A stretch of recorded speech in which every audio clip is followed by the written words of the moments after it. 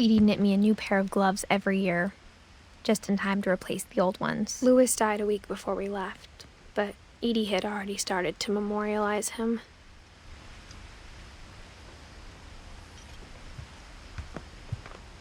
When Edie told people Sven was killed by a dragon, she could also have said he was building a dragon-shaped slide that collapsed. She could have, but she didn't. Even in her 90s, sometimes Edie seemed a lot younger than my mother. The only trace Grandpa Sam's first wife, Kay, left on the house was the pink bathroom.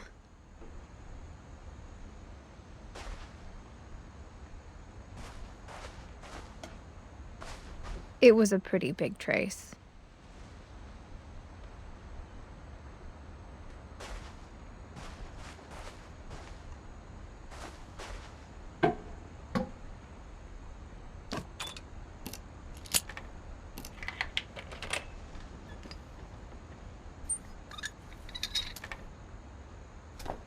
There's a secret in this bathroom.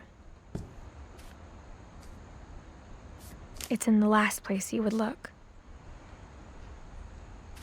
It isn't in the cupboard. It's hidden in this book.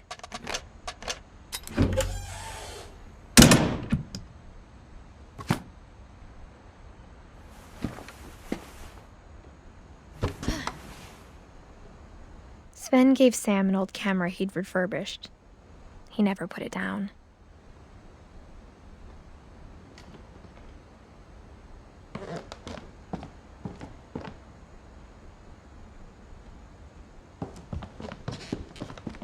From the paintings on the wall, it was clear my brother Milton had been here before me.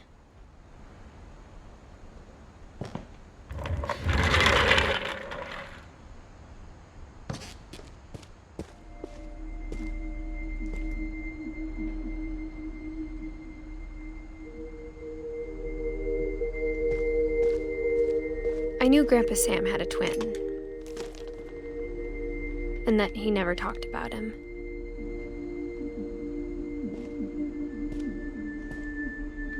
I guess my grandpa didn't like history any more than my mom did.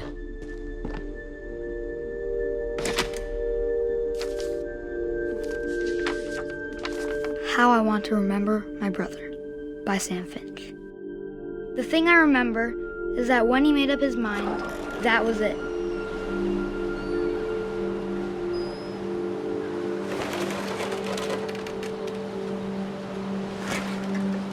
My brother said he'd die before he ate another mushroom. And he did. At Barbara's funeral, we swore we'd never be afraid again. And he wasn't. I think Calvin always wanted to fly. Sam! Calvin! Dinner's ready! Coming! But that day, he finally made up his mind to do it. I told him going around was impossible. Maybe if I hadn't said that. Calvin, I'm not gonna tell you again. Maybe if the wind hadn't picked up. Then maybe he'd still be here. But I doubt it. I think he'd already made up his mind. That's what I want to remember about my brother.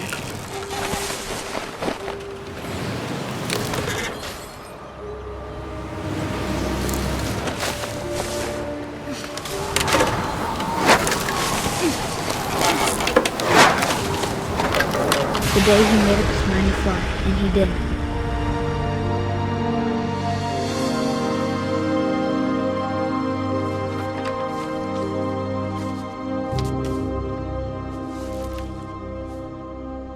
Calvin's story felt strangely familiar. When I was younger, I remember trying to do the exact same thing.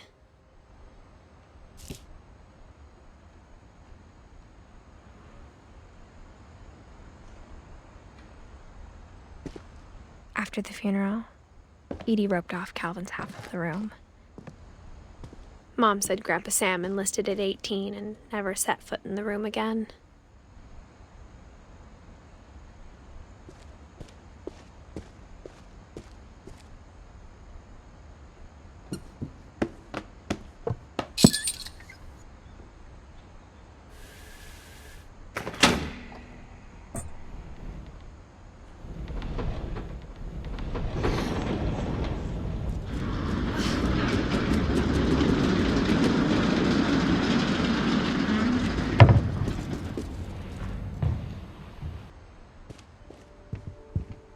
passages were a pretty tight fit.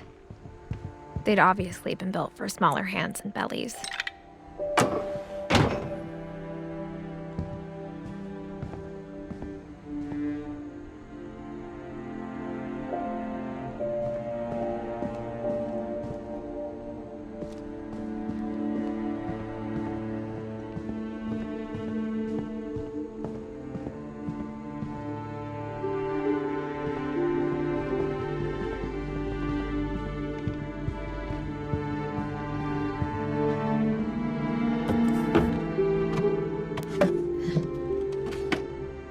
Growing up, I always thought of Barbara as a child star.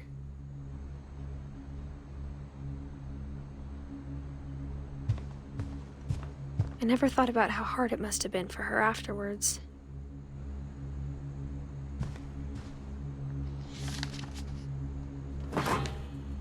Of all the stories people wrote about Barbara's death, I'm surprised Edie saved this one.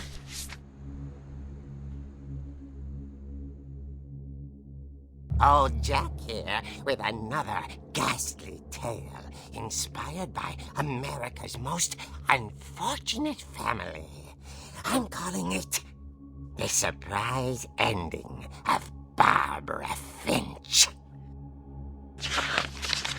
As a child star, Barbara was famous for her scream. Now at 16, she was all washed up.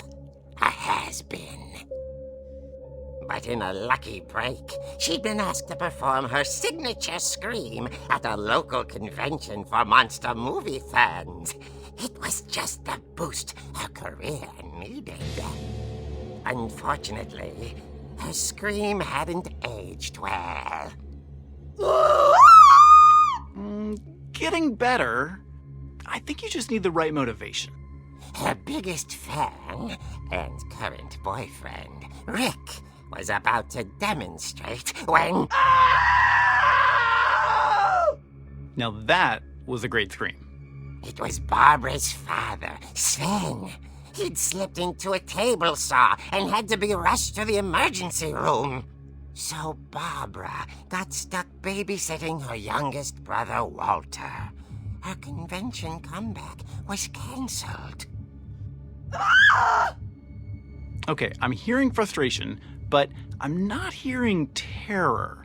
What if I tried... A gang of hoodlums in Halloween masks have been terrorizing Orcas Island tonight. Police are urging residents to... That came from the basement. You're right! Also, I loved your delivery on that. Why is your basement door locked? Because my dad likes making puzzles and secret passages. There's a key hidden in the music box. The secret is to keep winding and winding until finally the key pops out. Thanks, babe. I'll be back in a sec. 20 minutes later, Rick hadn't returned. So Barbara went to look for him, right on cue. She reached for the music box.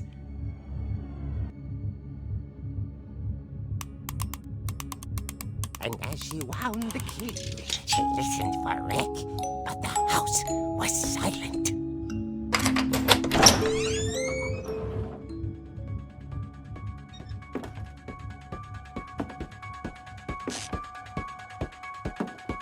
She found Rick's crutch and imagined the worst.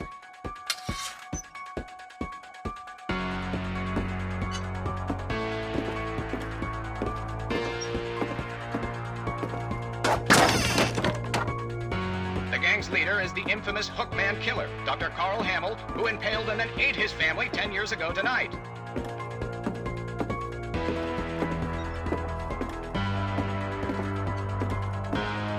The old fridge rattled and grew still.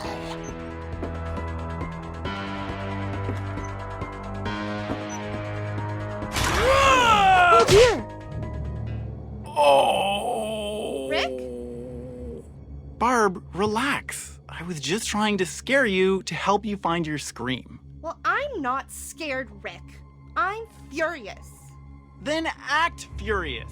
All I'm getting from you now is that you're hurt and confused and She threw him out, but she kept a little something to remember him by. Barb, have you seen my other crutch? And she was still holding it when she fell asleep watching the late picture show. Hours later... Barbara! Walter, what's going on up there? Ah! Okay, I'm coming up, but if this is a trick, you're dead, Walter.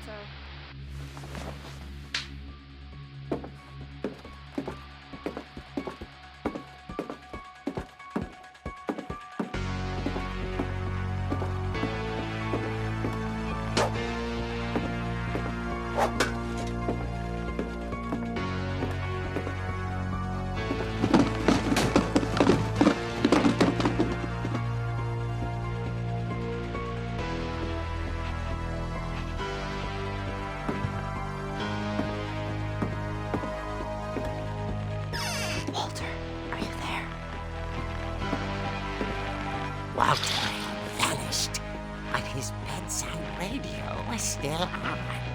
Orcas Island police describe the man as 6 feet tall, with a steel hook for a hand. Residents are urged to lock all doors and windows and notify the police of any suspicious activity. Barbara turned, saw the hook man, and was speechless. He was quite smashing.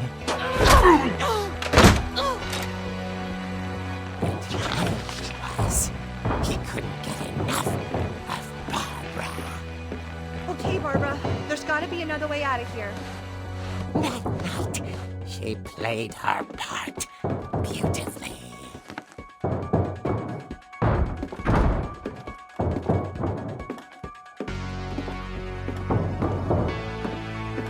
Molly's door hadn't been opened in years. The hinges groaned.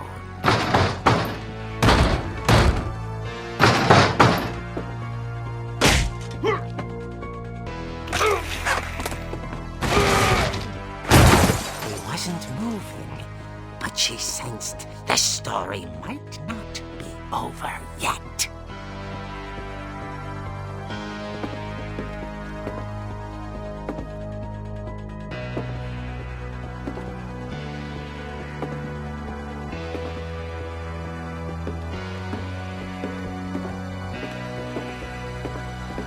The hookman had vanished. She listened for his breathing, but all she heard was...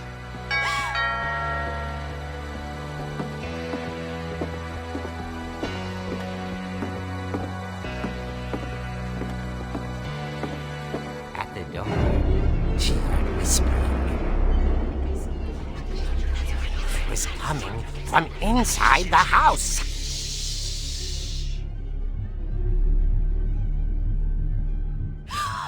Oh dear.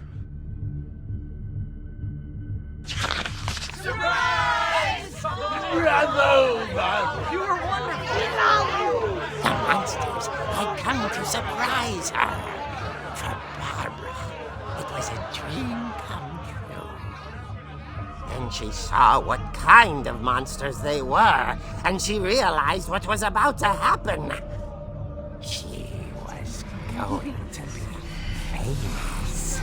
And with her final breath, Barbara Finch gave the performance of her life.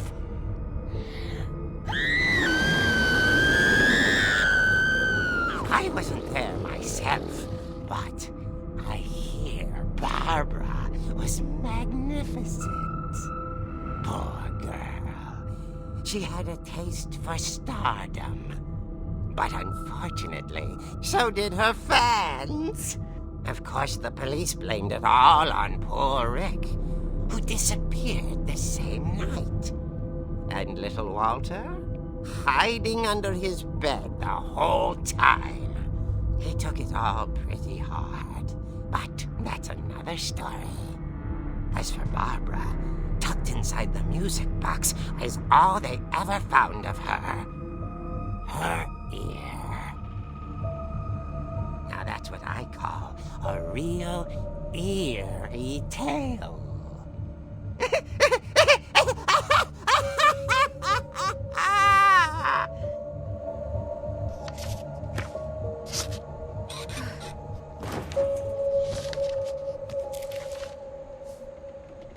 Edie told me all Barbara wanted was to be remembered, as absurd as that comic was. Maybe what Edie saw was a happy ending.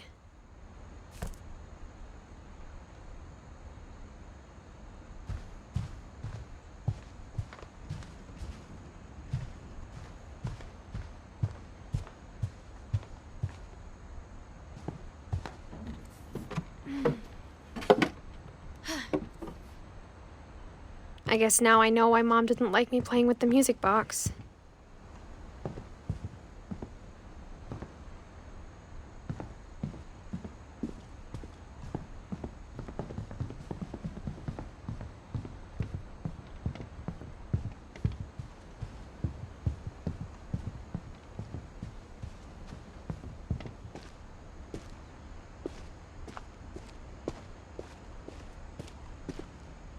It's funny.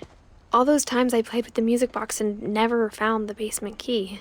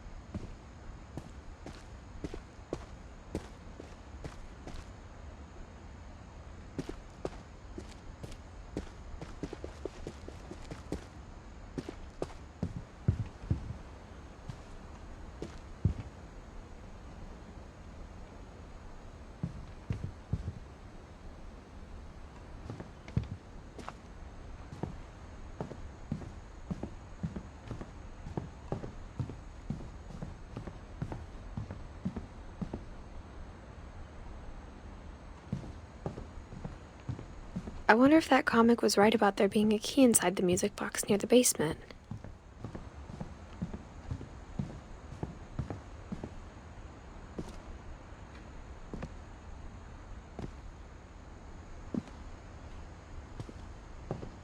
A lot of things got left behind in the whirlwind of that last night.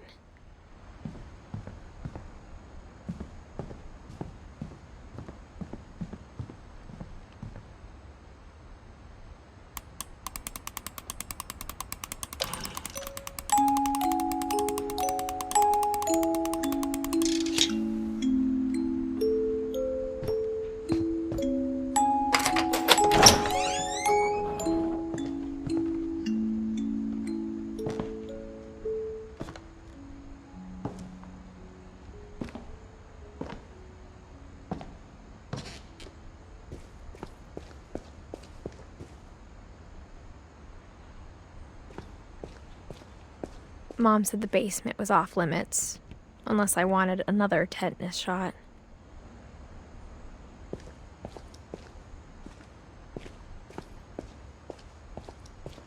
I saw Edie sneak down to the basement once, carrying packages. I thought maybe she was hiding presents.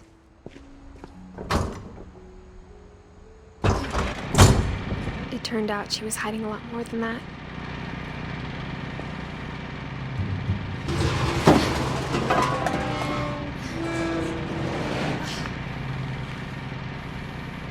I remember asking Mom once about where Walter had gone. She said after Barbara died, he got as far away as he could. If there's a pattern in all these stories, I think it's that none of us has gotten very far. Goodbye, everyone. I can't believe I've been down here for 30 years. On that first day, after the shaking started, I didn't think I'd survive a week.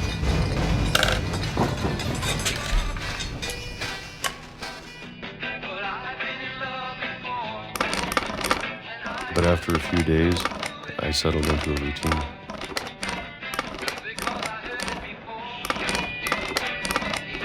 That's what kept me sane.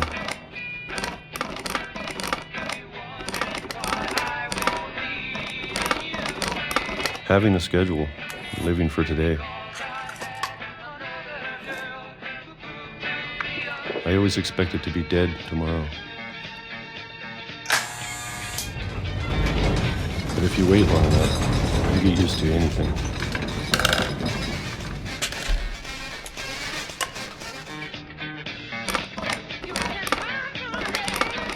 Even a monster on the other side of the door starts to feel normal.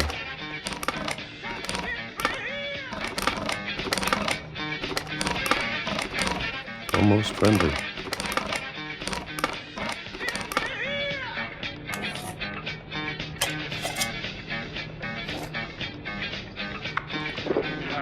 And then one day, everything just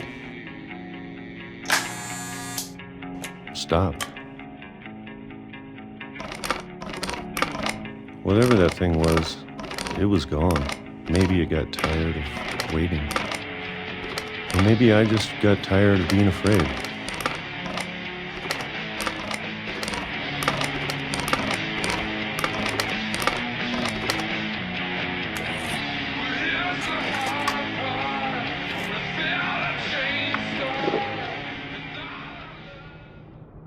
It's been a week now, the longest in 30 years. I'm done waiting. I have to leave while I still can.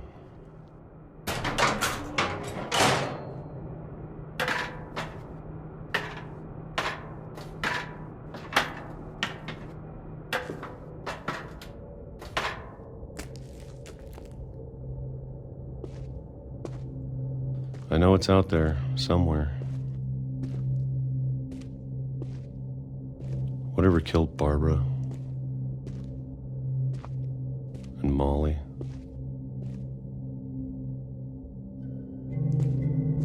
and Calvin.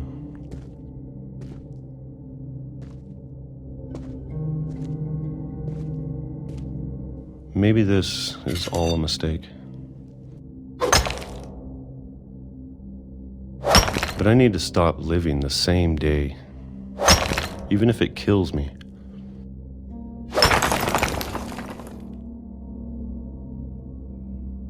Whatever's out there, I want you to know I'm ready for it. I'm going to appreciate all of it, especially the food. I don't mind if I only have a year left, or a month, or a single week. I'd be happy with one more day. I can already imagine the sun on my face.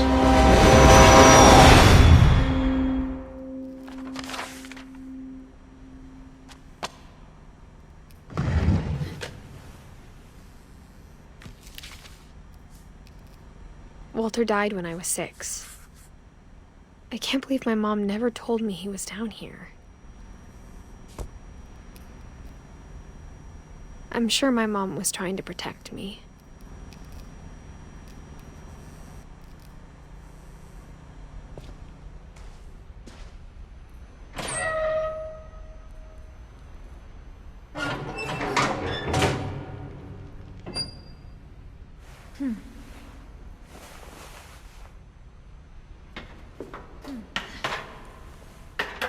Maybe she was afraid I'd end up like Walter. But if she never told me about an uncle under the house, I can only imagine what else she was hiding. I don't want to make the same mistakes she made, trying to bury something that's still alive. Now that there's only one of us left, or maybe 2, I thought it was time I heard the stories for myself and found out what happened to everyone else. But now I'm worried the stories themselves might be the problem. Maybe we believed so much in a family curse, we made it real.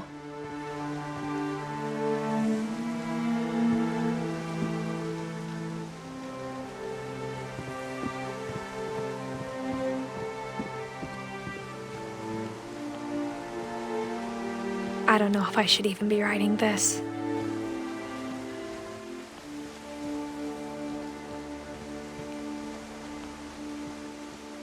Maybe it'd be better if all this just died with me.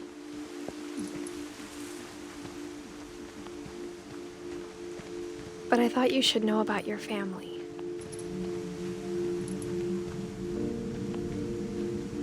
And the history you're a part of. Though to be honest, I feel as lost as you probably do right now.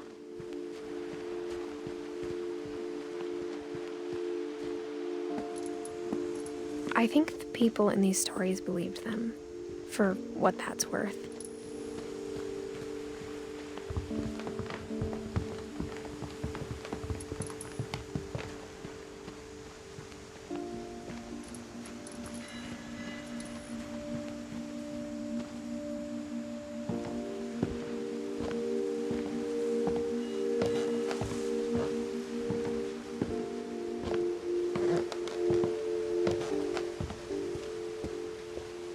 And when you look at the house, that history of imagination and stubbornness and madness, any of it seems possible.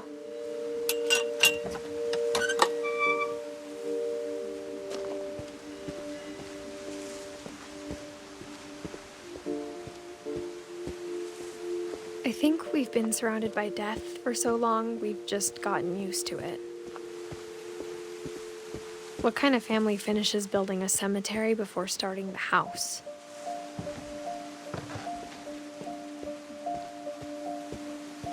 It's embarrassing for me to admit this, but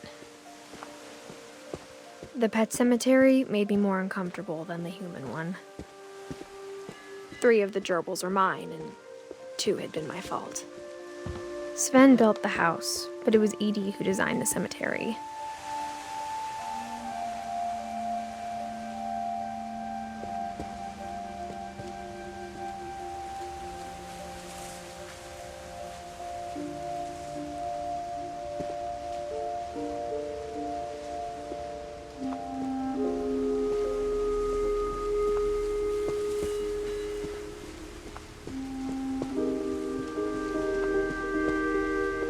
I'm sure Odin's monument had been Edie's idea. My mom was always trying to move on, but for Edie, the past never went away. She could see it poking out of the water at low tide.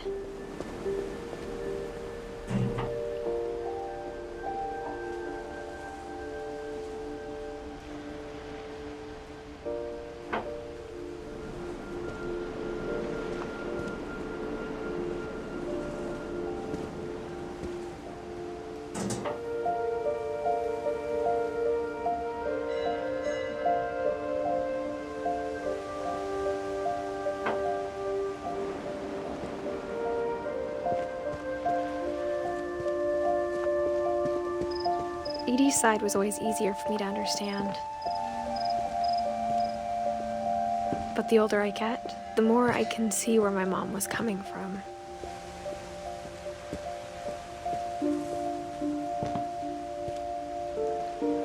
She lost 2 of her brothers, just like I did. I get why she tried so hard to protect us. There's so many things I wish I could ask my mom now. Part of me thinks this is what she wanted all along. For me to come back someday and find everything out for myself.